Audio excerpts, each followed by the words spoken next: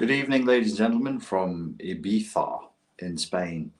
And today we're going to be talking about how to combat our own shortcomings and sense of our own failures, like laziness and procrastination.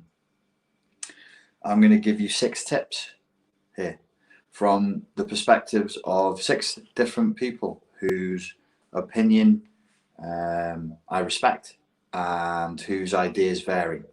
Okay, so number 1 for dealing with our shortcomings and our personal failings, like laziness and procrastination, comes from Richard Bandler, neurolinguistic programming founder. One of the principles that he operates from is he assumes that the person is working perfectly, that everything we do is a strategy to get something done. Don't assume if you're feeling lazy or you're procrastinating that it necessarily has a negative intent. We can view it as a systemic operational cause. Can you see? That's too bright, you can't see that. So what would the possible benefit of laziness be? What would the possible systemic intent of procrastination be? In a certain context, I would say that laziness, if it's stopping you from wasting energy for no reason whatsoever, that's an intelligent approach to life. You shouldn't burn more calories than is absolutely necessary to get things done. As an animal, you wouldn't survive very long. If it's systemic, what purpose could the laziness be serving you? How would it be serving you? Procrastination, what would procrastination be serving you? How could it have a positive intent? What if the thing that you're trying to get done, you think at a conscious level is good and you want to do it, but at an unconscious level, you know full well it isn't and is going to really, really hurt you? Explore the possibility that your instincts and your intuitions are benevolent and that they have a positive intent and that they're correct. Maybe the thing that you're procrastinating about doing is not something you should be doing at all. Consider that possibility. Consider the possibility that through feelings of laziness and procrastination, your unconscious mind is actually seeking to keep you safe. That's one perspective. Here's a counter perspective. Jordan Peterson, what would he say about this? Well, what he would say is that you should take responsibility, and through taking responsibility, actively engage with breaking out of your comfort zone, actively engage with suffering, find meaning in that, and find a mission in life that you're committed to. If we can alter our perspective to one where we are seeking to orientate ourselves in reality, in accordance with our values, towards objectives that honor our core values, and then we can find meaning in taking responsibility, in moving towards that, that would be a way of overcoming our shortcomings by actively seeking to take responsibility, by actively seeking to pick up a burden, as he would say, the heaviest burden you can carry, and to find meaning in that. There's a possibility. I'm going to come back to all of these. I'm going to go through them quickly and I'm going to come back to them. The third methodology, this is proposed both by former Navy SEAL Jocko Willink and by the founder of dialectical behavioral therapy, the therapeutic system that was found to help people with borderline personality disorder the most, Marshall Linehan. Willink calls his principle extreme ownership, and he has a book written with that title that I recommend you get a hold of. The yin to his yang, Linehan calls it radical acceptance. So in extreme ownership, you assume that whatever is happening in your life, you take ownership for it, you take responsibility for it. And that gives you, whether it's right or wrong, whether these things are your fault or not, is irrelevant. It places the locus of control and agency back in your hands. If you're saying, well, this happened to me and there's nothing I can do about it, the locus of control is external and you can't do anything about that. So he also advocates for taking responsibility. He calls it extreme ownership. The yin to this yang in Marshall Linehan would be to radically accept whatever is really happening right now for now. So accept everything that is happening right now for now. The reason why this is useful in this context is if you're trying to combat, you use the word questioner, combat your shortcomings, you might be in a loop. You might find yourself going, here I am, I feel I want to get something done. I try to do it. I'm overwhelmed with procrastination and feelings of loneliness. Is that Freudian slip? Laziness. And so that triggers toxic superego injunctions of shame and uselessness and worthlessness. That then feeds into an emotional flashback, which then means more procrastination and more laziness. Laziness could actually be a freeze response. Procrastination, as I said before, could be an unconscious drive to keep you safe or to stop you from rising too high and succeeding in life based on the injunctions you got in your childhood from parents. But either way, a potential mode of transcending the loop. You're trapped in a loop here. What you're describing as being trapped in a loop. That's basically a shame loop. You said, I want to combat my shortcomings. Well, you know, that you can only experience shortcomings through the predominant emotion of shame. Otherwise, they wouldn't be shortcomings. You would have described them as something else. And a way of transcending these, according to Jocko Willink, would be extreme ownership. According to Marsha Linehan, would be to radically accept whatever is happening just for now. The fourth person that I wanted to cite was Russell Brand. I just watched Russell talking to Jordan Peterson this afternoon. It's a really good podcast. It's only part of the podcast, but it's an hour long, and it's on Russell's YouTube channel. And in that, they get into Jordan Peterson. Russell was asking Jordan Peterson, why do you do what you do? And Jordan Peterson said, it's because I see so little encouragement. I see so little encouragement for people. So one of the strategies that we could adopt would be to deliberately start controlling our internal dialogue. So instead of being shaming and judgmental, it becomes encouraging. So that there is a voice running in your head that says, you're doing okay. Like a loving parent would. You're doing okay. Keep going. You can do this. It's hard. It's tough, but you can handle it. Keep going. You're doing okay. One of the things that Russell advocates for is to attempt to see the beauty in all things and to transcend difficulty through the forgiveness of the self. There has to be, because if you're trapped in a loop of thinking or a loop of emotions, we have to find the door. We have to find a mode of transcendence. Seeing the beauty in all things is a mode of transcendence. It's a spiritual practice. It's a genuine spiritual discipline to see the beauty in all things, and it de facto leads to transcendence. You don't even have to think about how to transcend. If you're seeing the beauty, it would be like going back to the Bandler NLP principle. It's seeing the functionality, the ways in which things in your system and in the system of reality around you are intelligently interlocking in a way that creates effects. There is cause, there is effect. There is cause, there is effect. Objective, subjective. See the clarity, see the beauty in that, and you can transcend that sort of perspective of stress and shame where you're looped through feelings of frustration with yourself, to see in the ways in which actually you work just fine and that you're okay. You weren't given all the resources you need to perform this task, but maybe you can acquire them. If you can't acquire them externally, maybe you can develop them internally. So you would actually seek to say, okay, I'm a person. I have limits. I have failings. I am fragile. I am not infinitely strong. What do I do with that? Can I radically accept that? Can I take extreme ownership for that and transcend the situation and move beyond it? The fifth person and the fifth principle, the fifth tip, comes from Alfred Adler. And it would be the following. Assume whatever you're doing is what you want to do. This is really tough. I love it. It's one of my favorite principles in the whole of psychology, and it comes from Alfred Adler. Whatever problem you're facing in your life, as a thought experiment, philosophically, try assuming it's exactly the problem you want to have, and it yields exactly the result that you want.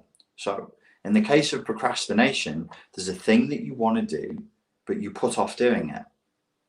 In your case, whatever you're facing in your life where you see the procrastination, what is the potential positive end result of that procrastination? What is it? If I'm procrastinating about moving house, is it because I want to stay in the house that I'm in? If I'm procrastinating about moving house, what are the knock-on effects in my life that would potentially protect me from some greater danger? Now, in the Adlerian worldview, the greater danger would be those scenarios and situations that would cause me to mature and cause me to grow. And so fundamentally, running through the core of the Adlerian view of therapy is a lack of courage. And the way out is always through accepting that you need more courage in order to move forward. So consider, what are the benefits of your laziness? What's it protecting you from? You're procrastinating. How does that benefit you? What do you not have to do? In what ways are you not compelled to grow and break out of your comfort zone if you pretend that you're procrastinating? So this would be in the Adlerian sense, the life lie or the life fiction, the narrative that we tell ourselves that is not really true, but it allows us to move through the world in the way that we've already decided that we want to. And then we tell ourselves and tell other people another story that's not really truthful.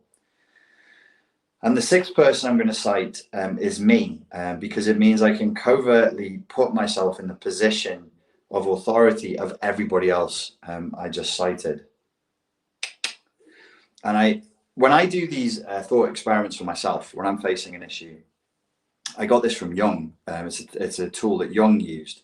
You would summon an avatar of different people who have differing points of view, and you would bounce the problem around between these different avatars of people with a differing point of view. So I tried to make an avatar of what the average consumer of my stuff would think I would say, because I tend to say it a lot. And a couple of things that I came up with was harden the fuck up and stop being such a soft little cupcake. The other one was, maybe there's a psychedelic solution to the problem here. I don't mean literally to take drugs and psychedelics, but where psychedelics means mind expanding, maybe there is something here where if you adopted a more psychedelic, multi-dimensional approach, where you take the view that you're looking at the objective that you have in mind, that you're not reaching, and you're frustrated with yourself because you're not reaching that objective, explode it out and say, well, what is that objective? And I said this at the end of last week's Sunday session, where we're trying to hit goals, but you never really hit goals. It's slightly neurotic to think that way. It's much more effective and much more successful to move in certain directions and with certain intentionalities based on values. And to alter, like a heat-seeking missile, you should always alter your track of the intention you're seeking to manifest in accordance with a set of coordinates that is your moral philosophy, that is your values. We're banging about moral philosophy. And then the last thing I wrote for the avatar of me was to cite the Gospel of Thomas. If what is within you is brought forth from you, what is within you will save you. If what is within you is left within you, what is within you will destroy you. In the context of laziness and procrastination, I don't really know how to authentically address this without talking about life's purpose. What is your life's purpose? Who are you? What is your value system? Have you done the core value exercise? If you search my channel for core value exercise, or you go to the Richard Grannon Philosophy channel, that's the most recent tutorial for the core value exercise. So you need to know your coordinates. You need to know what's important to you, because what's important to you isn't important to me. I don't know what it is you're trying to get done that you're procrastinating about. But say if you're one of your top core values, when you do the exercise, you find out, oh my God, my two top core values are independence. The number one is independence. Number two is freedom. And this thing I'm trying to do that I'm procrastinating is going to totally destroy my independence and my freedom. The job that I told everybody I was going to get, it's completely against my core values. Well, what can you do? You're either going to have to change the goal or see if you can move your core values around. And I can tell you which one is easier. It's easier to change the goal than change your core values. They're a fundamental part of who you are. So that's how I answered that question. It's a great question. I'm aware that last week I took no questions, and this is a live Q&A. So if you have any questions about laziness and procrastination, please ask them now. I'll cover them in the next 15 minutes. And then in the last 15 minutes, you can ask me questions about anything at all, including film recommendations, favorite flavored ice cream, favorite martial arts style, favorite move in Muay Thai, whatever you want. So for now, questions about combating our shortcomings or about anything I just said.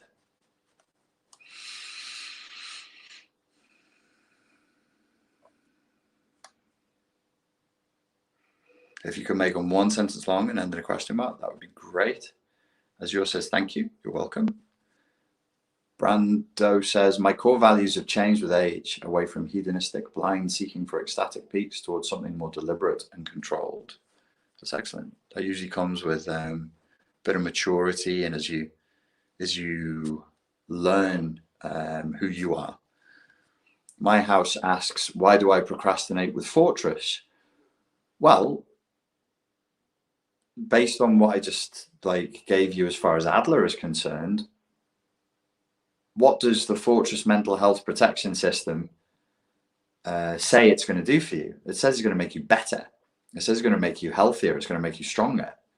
Well, that would involve you leaving the house more and doing more adult things and having to be an adult in the world. I mean, that's really hard. It's a ton of responsibility and would require a ton of courage.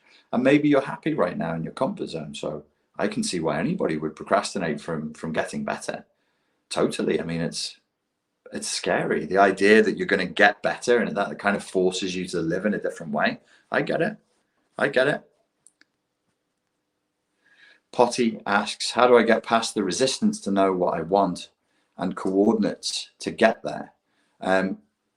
If you've got resistance to knowing what you want, this would be, I would say, most likely an eroded sense of self that can come about through trauma, abusive relationships, an unstable, unsafe environment in childhood. And if we don't know what we want, that's usually because there's a very weak self, and so there's no I to want, or a very small I. So we are much more comfortable taking on other people's wants. The only route out of that I know of is through doing the Summoning the Self course, which is available on SpartanLifeCoach.com right now. Rena asks, how to deal with procrastination when you have ADHD, though? The same way I just laid out. The ADHD is neither here nor there as far as the methodologies I've just given you go.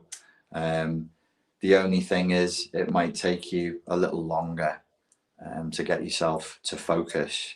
If you're really, really struggling to focus, then you should consider that what you're experiencing as ADHD is a kind of adrenophilia that is akin to OCD and disassociation. I just did an interview with Nova Sutton about this. It's available on this channel. So OCD, disassociation, and ADHD all fulfill the same core drive, I claim.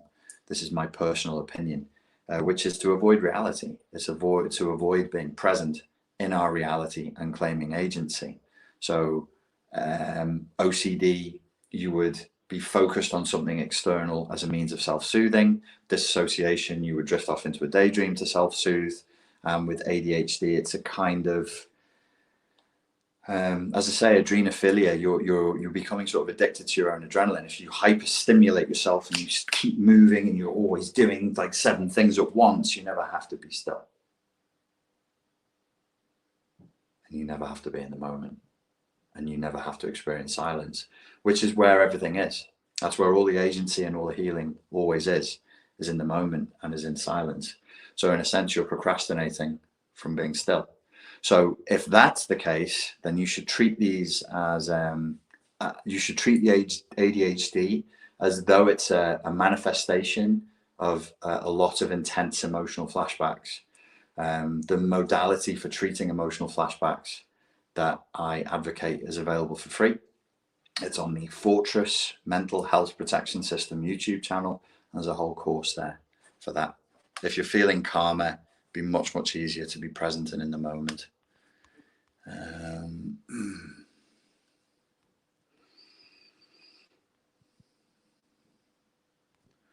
Joe asks, how does one move forward when one's purpose is obscured and you can't get excited about anything to help give direction? Again, this sounds like a little bit of an eroded sense of self. So there isn't really a self there, a self uninterrupted. The self is intensely interrupted, possibly through PTSD, possibly through CPTSD. And so you say, my purpose is obscured. That's the self alienated from the self. You're sort of not living with yourself. And it is one of the things that I was taking a mental note before I started this live, is like, we really have to get better at forming relationships with ourselves and encouraging ourselves and being on good, intimate terms with ourselves. I suppose on one level, when I was banging on about emotional literacy, that's kind of what I wanted for people, is I want you to become intimate with yourself. And you can only do that through knowing yourself emotionally. That's true intimacy, by the way, is you know how you feel. You learn yourself the way you learn an intimate partner, your moods, your tastes, your desires, the trigger points for people. I shouldn't really use him as an example as he's not on the stream, but I don't think he would mind. Pierre XO. I've known him for a couple of years, and we've spoken a lot, and I can see what's going to trigger him. I can see what's going to affect him, and I can see what mood or what reaction formation it will trigger based on the specific nuance of what is presented. And that's life. That's how it goes. If you have with girlfriends in the past, I've done that. You can't help it. You're around people, and so you learn. And if you're skillful in a relationship, you'll work around that, and you'll draw it to their attention, because it's easier for me to see your shadow than for you to see it. So you can be really kind and have a good sense of humor and be like, hey, lol, are you aware, lol, that you're flashbacking right now because of this thing? And they can do the same with you. That's trust. That's rapport. Well, we need trust and rapport with ourselves. When people have a very damaged sense of self, and it's so bad that it moves into codependency, we need to remember something that Pia Melody said. P-I-A, Melody. M-E-L-L. She doesn't spell melody like normal. How's it different? It has two L's. Pia Melody. The videos are on YouTube for free. And she made a really interesting observation, which is that people with codependency can become allergic to themselves. They can become allergic to their own emotions. They become allergic to their own wants, because they're raised and trained in an environment that says, don't want anything. Never say no. Never want anything. Never be a self. And even if you didn't get that explicit injunction, every time you set a boundary, every time you were a self, every time you expressed a desire, you would be punished explicitly or implicitly. Could have been the silent treatment, could have been mockery, could have been indifference, could have been rage. So that was a rather long-winded way of saying we have to work on the self issues. And the Summoning the Self course that I created is for this specific issue. Look, it's really hopeful that this is fixable. It takes time. It takes months, and it will be a process that you will measure in a year, as in like a year 0.5 or a year 0.8 or a year. It's like, because it's your life. It's conditioning for life, and it will be a year if you commit to the process. It's big things. It's not a little thing. This is not like some cosmetic superficial level work. But if you do it, then you'll have a self, because otherwise you're not really living. You're sort of haunting your own body and haunting your own life. That's what it is to be a codependent. That's what it is to be a slave. I sound like Roy Batty in Blade Runner. Do you know what it's like to live in fear? That's what it is to be a slave. That's what codependency is. It's a kind of enslavement, and it breeds a slave mentality, a slavish mentality. We have to break free of that, which takes a tremendous amount of courage. Once you've done that, things like what you want and what your purpose are much more clearly seen. They're much more visible, and you'll feel a lot saner, and you'll feel a lot calmer, and you won't be sucked into weird, drama role plays and repetition compulsion and playing out scenes from childhood that you saw your parents do. You're not, it's like your psychological immune system gets a huge boost. The spiritual skin becomes thicker.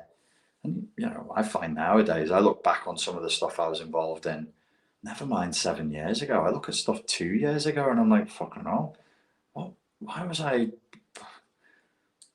what was all that emotion for? Why was so much emotion being leveled at that? Just never mind whether it was appropriate emotion. It wasn't, but just the proportionality of the emotion. Just a very simple graph. Like, here's the scenario. Here's how much emotion you felt about it. Like, what? But if you are with skin, I'm sorry, people hate when I say this, but it's like Hellraiser, like the movie Hellraiser, where the guy is, this demonic entity is spawned with no skin, and he needs skin. If you have no skin, you're just available to whatever crap is in the environment, and it obviously will kill you. You go into shock and you'll die. We must have a skin. A skin is a boundary. A skin is a wall. A skin is a no. It lets the bad things out. It lets the excretia, the urea through sweat and whatever else out, and it lets good things in. And without that, you're in a really, really bad place. So don't feel bad. Don't feel bad if you can't see your life's purpose. You're like, I don't know what I want. I don't know what my purpose is. There's other work that needs to be done first. Like, if you've shrunk yourself and yourself is hiding in a cave, as I've described elsewhere on this channel, of course you won't know what your purpose is. So,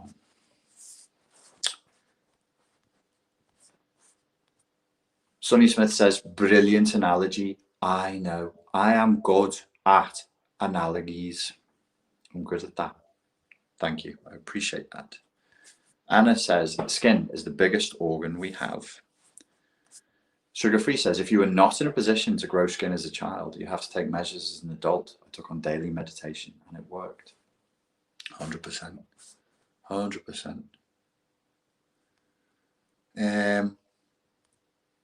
Being Beauteous asks, how to overcome the fact that I can't get over the grief to my parents as an adult. No matter what I do, I haven't even seen them for months. I would need to know probably quite a bit more about your story there. I don't want to assume based on what you've written. I don't know if you're grieving because you're angry with them, or there's been a death, or what that is.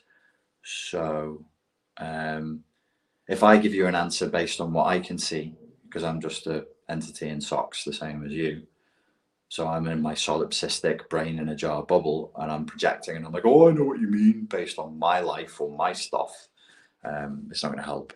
So if you rewrite that and I catch it again, I will answer it. Violet says, do you think we're living in the end of days? I have on the Richard Grannon Philosophy channel a video called The Apocalypse, and Dan Carlin wrote a book called The End is Always Near. If you're interested in trying to answer this question, read Dan Carlin's book. You can get it on Kindle for like $6. It's short, it's to the point, and it's not like trying to get through Nietzsche or something. It's got an easy to consume tone, and he makes the point that throughout all of human existence, the end is always near.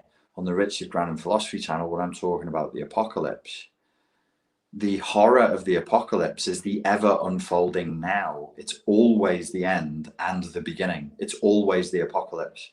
There's one of these weird revelations, lol, that I had on a bad acid trip. I don't do drugs anymore, but when I was younger, I took acid a number of times, and it was bad every time. But I thought I could force myself into a state of enlightenment. Don't work like that. Don't work like that at all, I found out.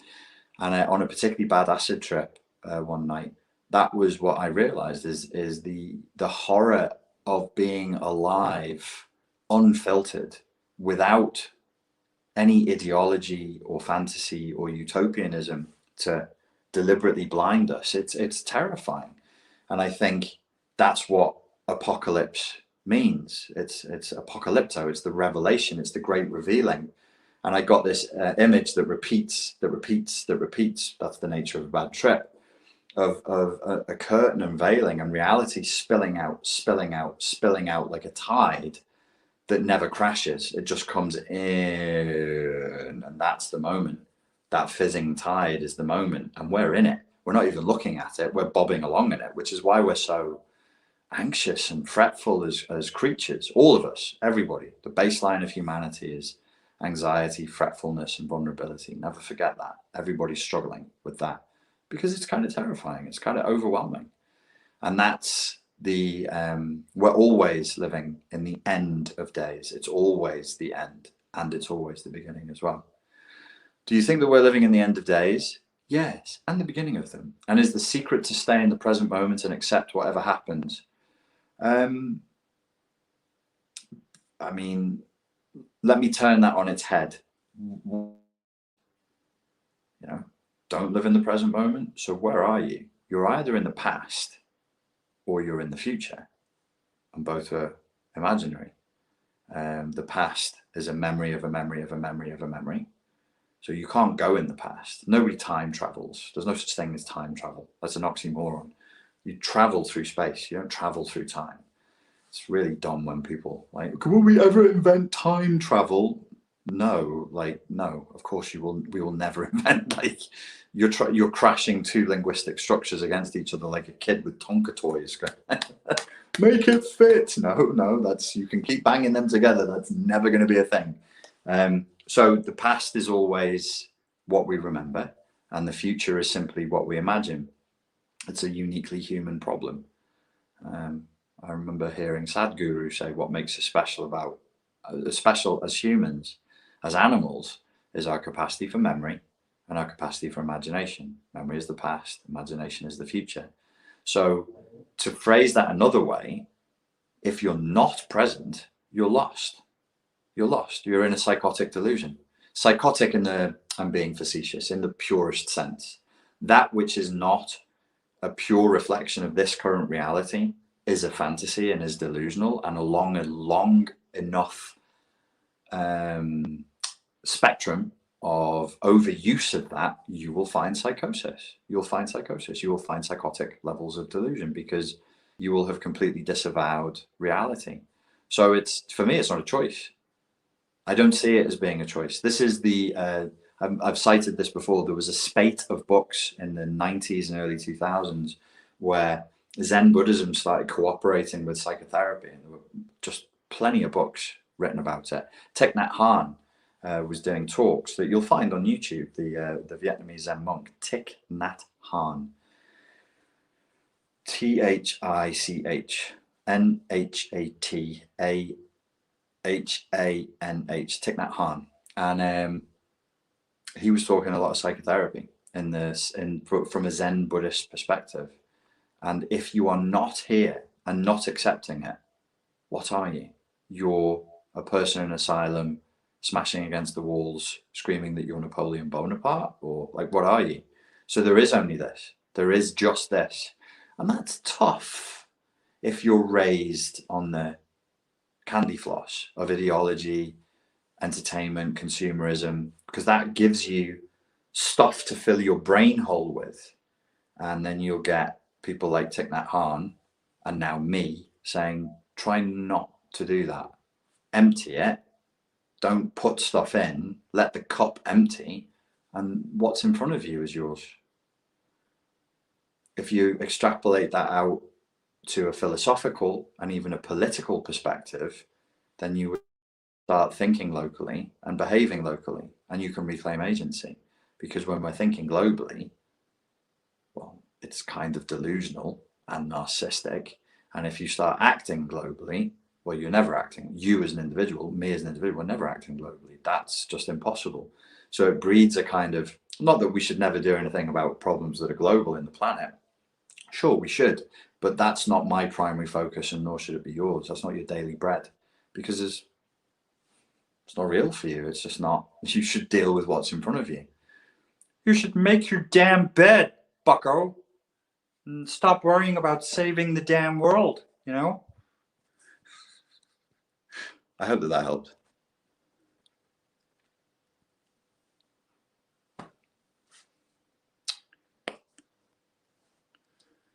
Okay.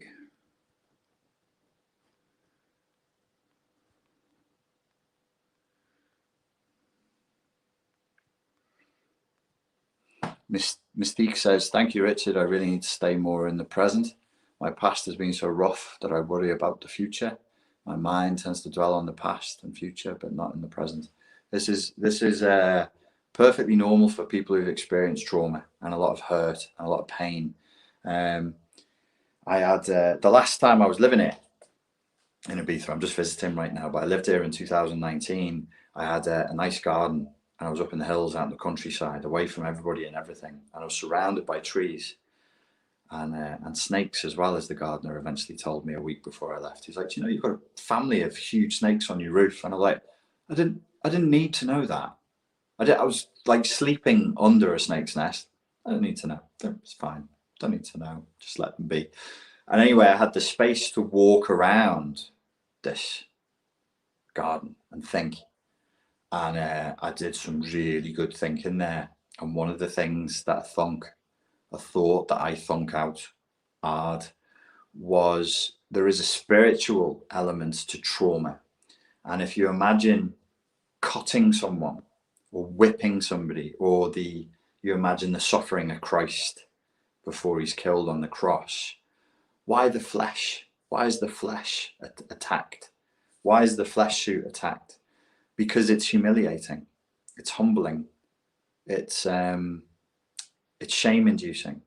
Can you maintain your highest philosophy when you're in the extremes of agony?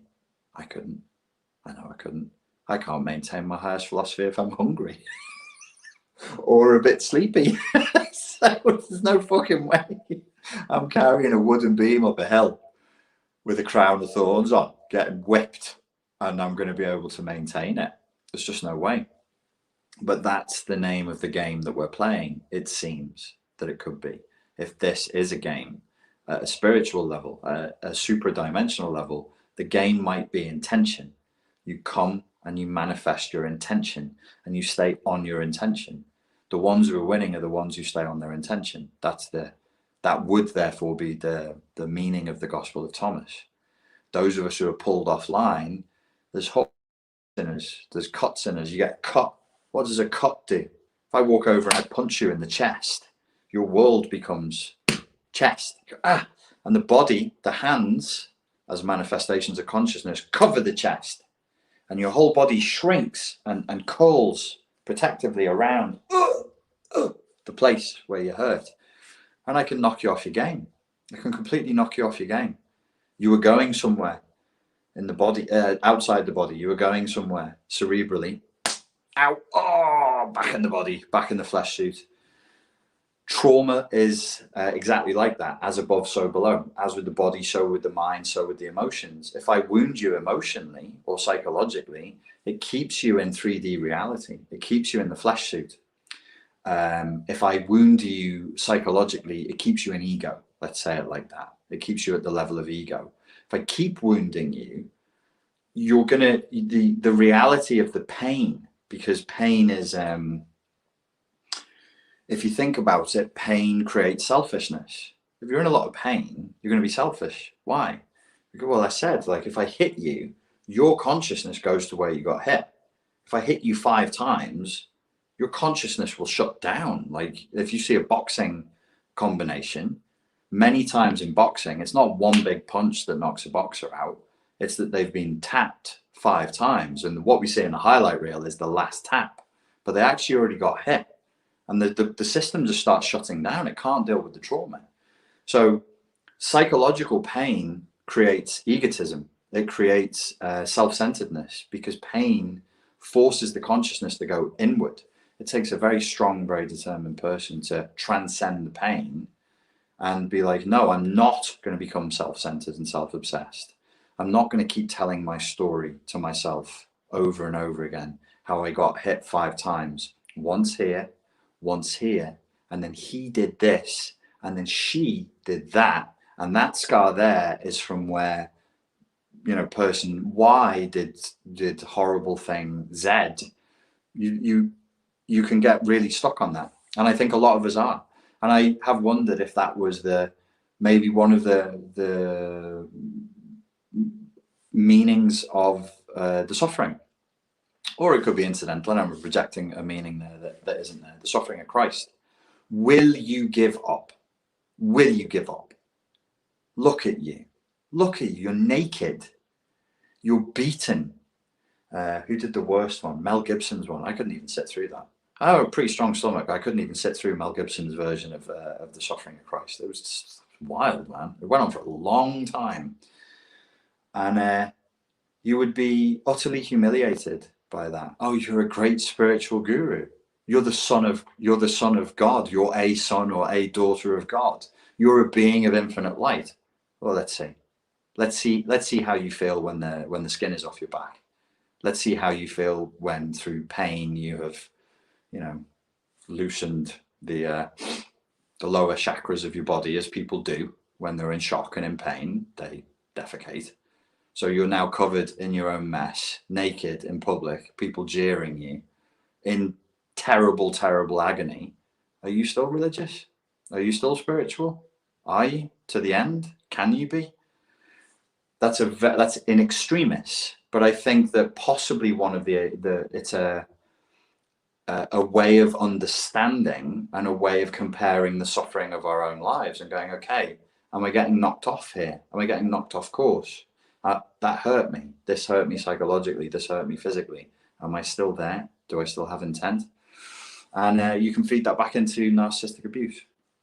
Narcissistic abuse is death by 1,000 cuts. It gets to people slowly over time.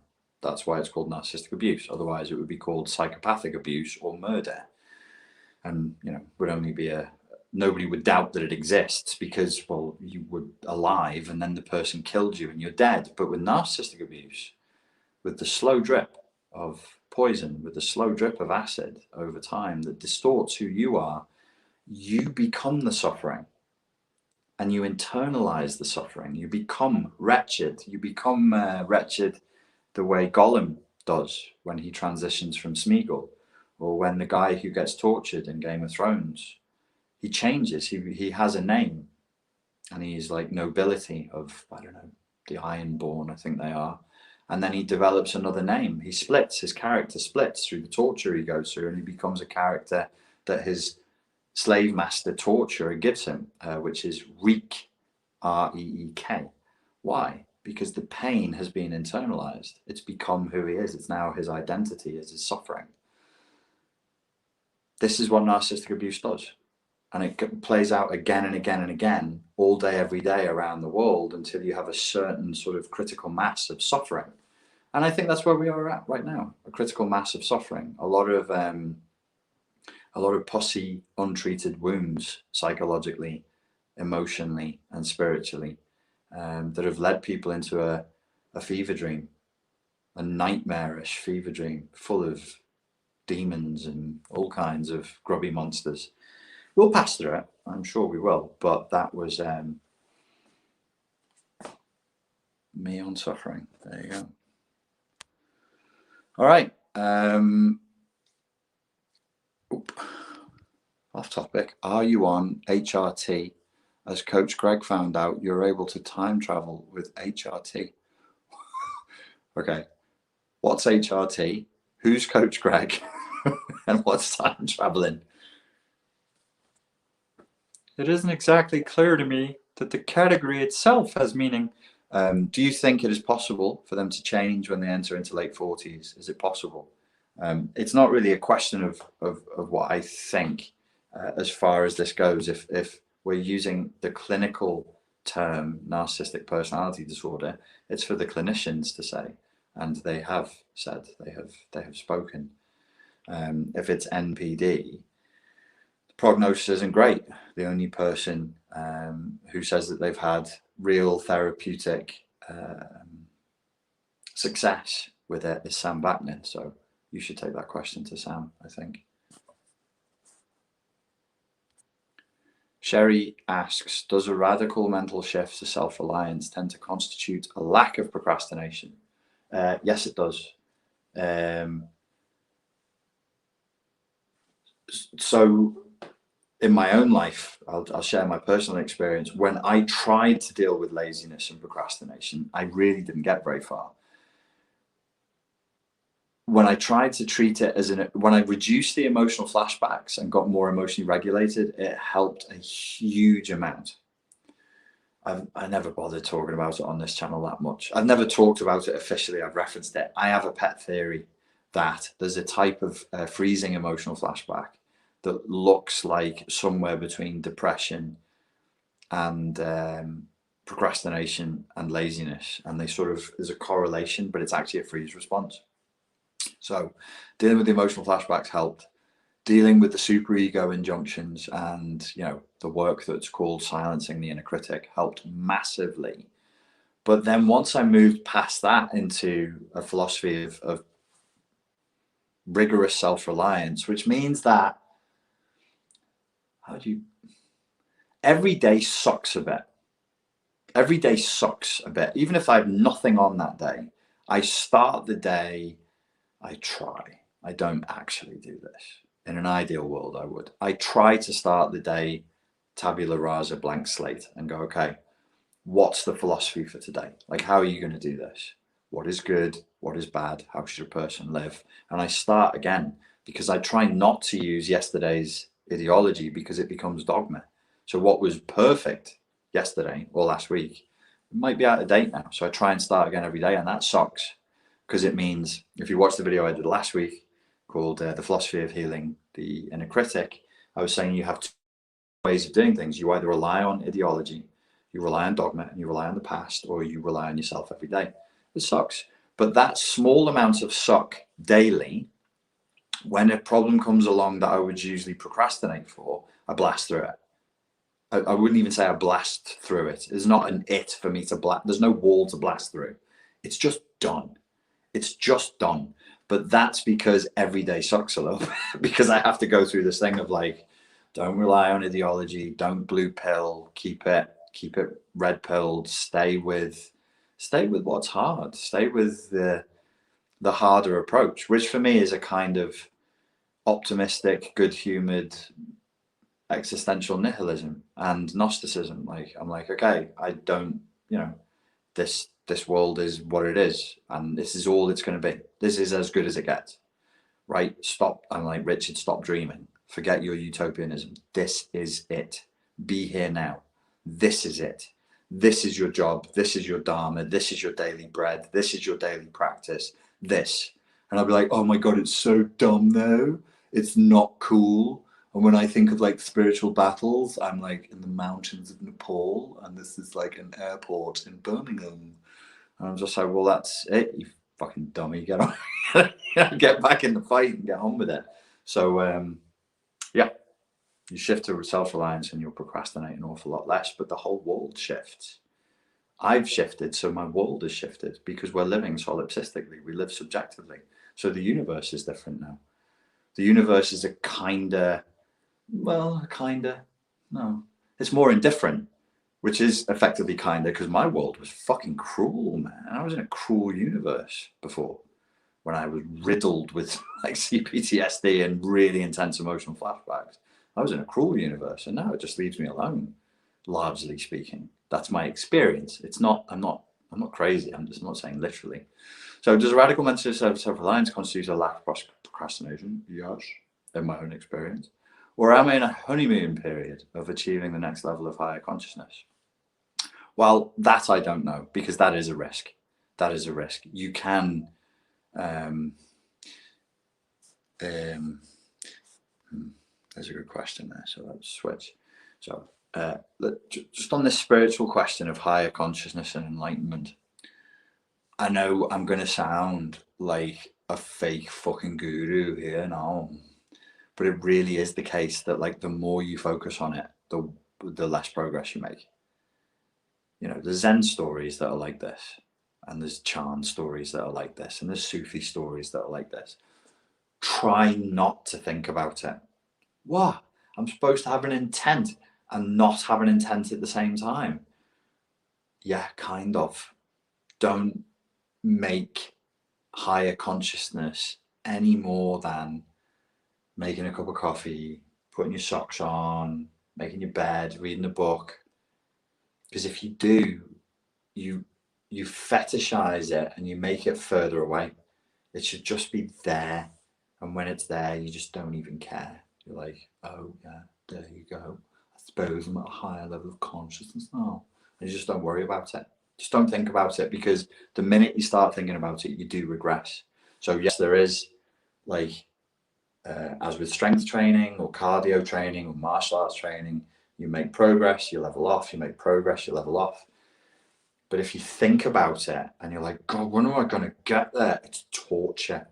The way I was, maybe it was on here. I don't know who I've said to what now. I was talking about martial arts training and being kind to my students in martial arts, because it's a cruel and boring process. And I'm like, just keep going. And they go, what do I do? And I'm like, just keep doing this. How long for? And I'll give them like a really facetious answer, like forever, until you're dead, and then reincarnate and keep doing it. And they'll go, you're funny, you're eccentric, aren't you? Yeah. How long for though? I'm not really joking. Just die to the moment. Just be here and just do this. Do this as mindlessly as if you're, I don't know, a farmer or something. Just keep going. Don't think about the end goal. Just do it and do it and do it and do it and do it, and it just blossoms on its own. It's its own thing, and we can't make it happen. I hope that was helpful, and it didn't sound too pretentious. I'm going to wear fucking beads next time. I am going to wear fucking beads. I wish I had a gown or something I could put on. Oh, I've got nothing here. Nothing gownish. Oh.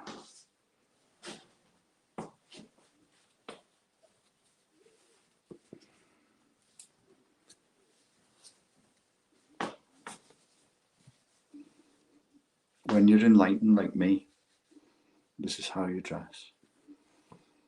I want to be referred to by a Sanskrit name from now on that I haven't been invented yet. Monica Mona has a question. How to spot catch emotional flashbacks? You are. Well, I have a course. If you go over to Fortress Mental Health on YouTube, there's an extensive teaching on how to see emotional flashbacks and how to deal with emotional flashbacks. And I have my own technique that a lot of people have used. If you used it and it worked for you, please say in the comments below. I'd appreciate that. There's a free book if you go over to SpartanLifeCoach.com and you join the newsletter of the High Lord Shanti McBullbag, which is my Sanskrit name now. I will induct you in the way of reducing your emotional flashbacks on that. So and it's all free. You can go and get that. Do they feel different than real emotions experienced now? Yes.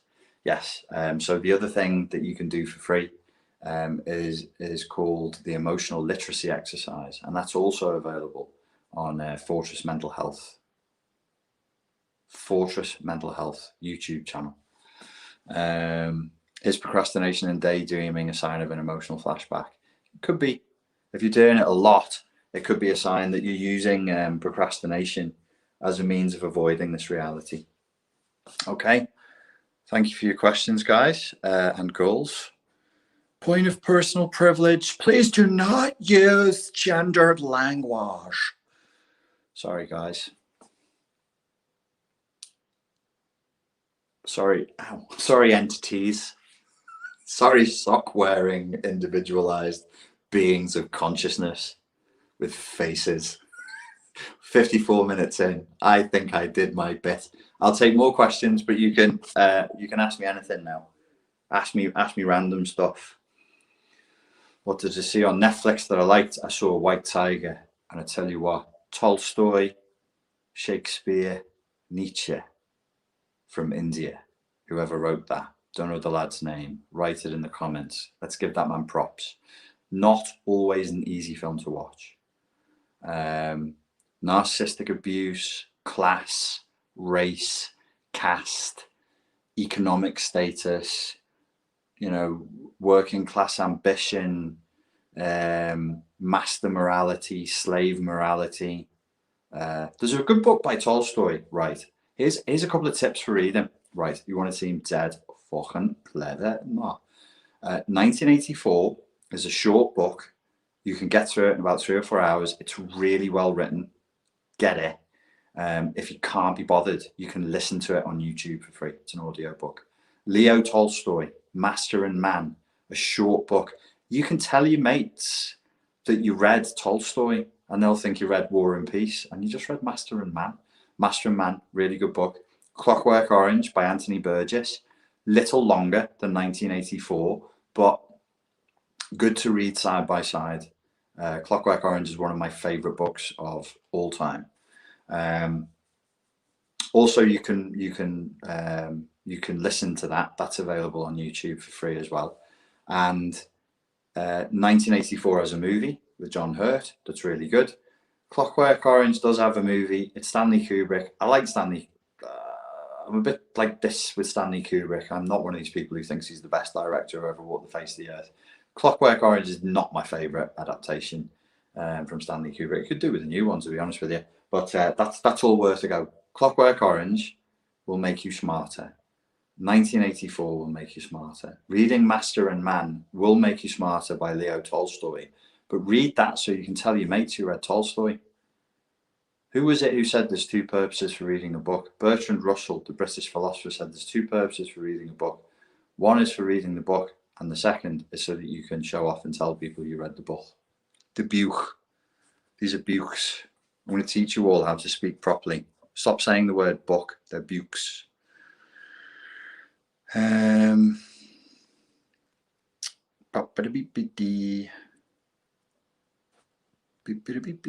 Okay. Any questions for us to finish off with?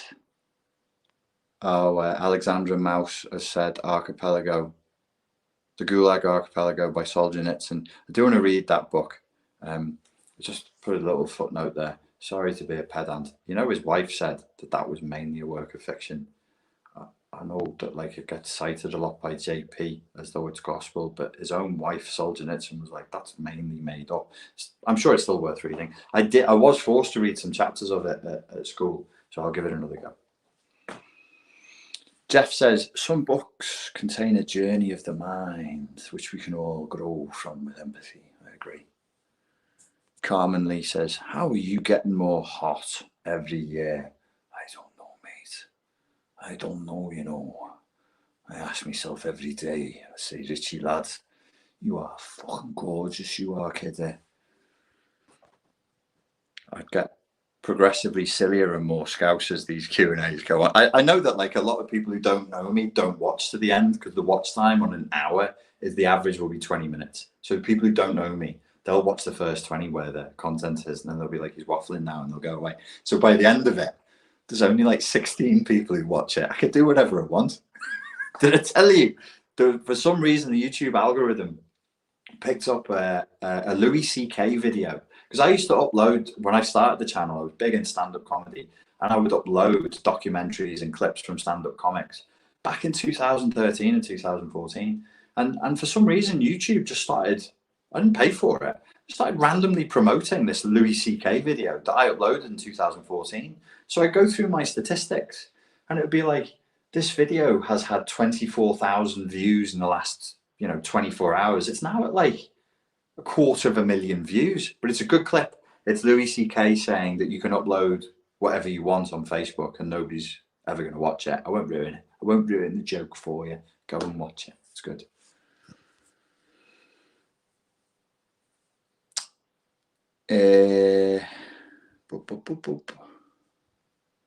Any questions? And then we'll finish. Watch The Mighty Boosh. I like The Mighty Boosh. I'm all Greg, scaly manfish. What do you think about me? What do you think about Alex Jones? What do you think he talks BS? I think the amount the man has spoken over the years, he must have spoken some shite. Well, I know that he's spoken some shite. I used to harass him for speaking shite. I used to run a Facebook page called Alex Jones is a shill, and every time I caught him talking nonsense, I'd put it there. Don't know why I did that, but he's been right about a lot of stuff. It's like David Icke being right about a lot of stuff. Between David Icke and Alex Jones, I'm more concerned for Alex Jones than I am for David Icke, who's way more grounded and is like living his life as a family man, as a grandfather. Because I know his boys, and so he's stable, he's chilled. Alex Jones doesn't. I saw him on a podcast recently, and he just doesn't look. He just doesn't look well, and you know, I like him. I hope he does okay, and you know, I disagree with some of what he said, but I don't want him to get sick or die. So I hope he's all right.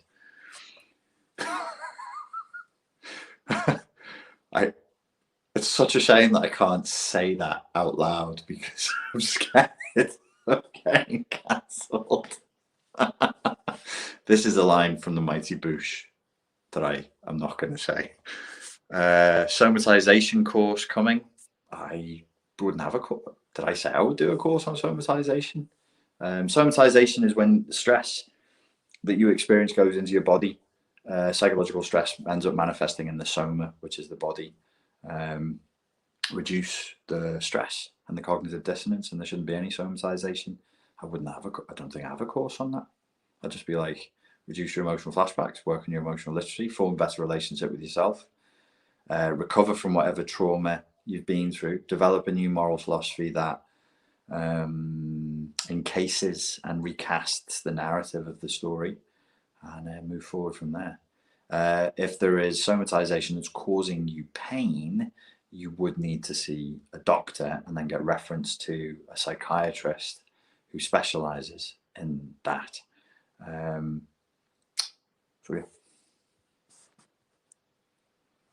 Do you like Kurt Vonnegut? I don't know who that is off the top of my head. That's a name I've definitely seen in the YouTube recommended. Is he a stand-up comic or not? Thanks for Peer Melody. Thanks to Peer Melody for being Peer Melody. Let's have a bit of that. Yeah, no, she's good. She's good. She's worth watching, worth reading for sure. SC, is Meghan Markle a narcissist? Is this a comment from like last month? I don't know. I just don't. Look, we are slow stepping our way to a war with Russia right now. We should all be focusing on that and taking it really seriously. And the stuff that's in the news blows my fucking mind. I'm like, they're building up troops on the Ukraine border, and Britain, that signed a bilateral trade agreement with the Ukraine in October of last year, is like, all right, we're sending Navy vessels to the Black Sea then. And I'm going, are we going to... Biden's doing what Biden's doing with Russia and telling Putin he's a killer and rattling the saber on that front and naming Russian officials who he's claiming meddled with the 2020 election. The Czech Republic has just kicked out 18 diplomats for spying. We should be really, as like, if you're in the West, if you're in the world, quite honestly, we should be concerned with what's going on with Russia and what's going on with China. Is Meghan Markle a narcissist? Probably. I mean, in this day and age, at the level of narcissism that she's at, I don't even know. I wouldn't say she's a particularly exceptional narcissist. She just happens to be somebody who's won a game that literally millions of girls from her country are trying to play, and she just happens to have won the lottery on that one. So is she a narcissist? Yeah, like millions of other people you can find on Instagram who would love to be in her shoes. So yeah, probably. Is Flashbang Harry a simp? Probably. I mean, you know, probably. Have you read The Myth of Sisyphus? I haven't read The Myth of Sisyphus. Have you read The Myth of Sisyphus? Should I read The Myth of Sisyphus? Okay, well. What do you hope to see happen in the world situation? Oh, all of John Lennon's will manifested in the world. Peace and love, the evolution of consciousness for the whole of mankind, and peace and love, baby.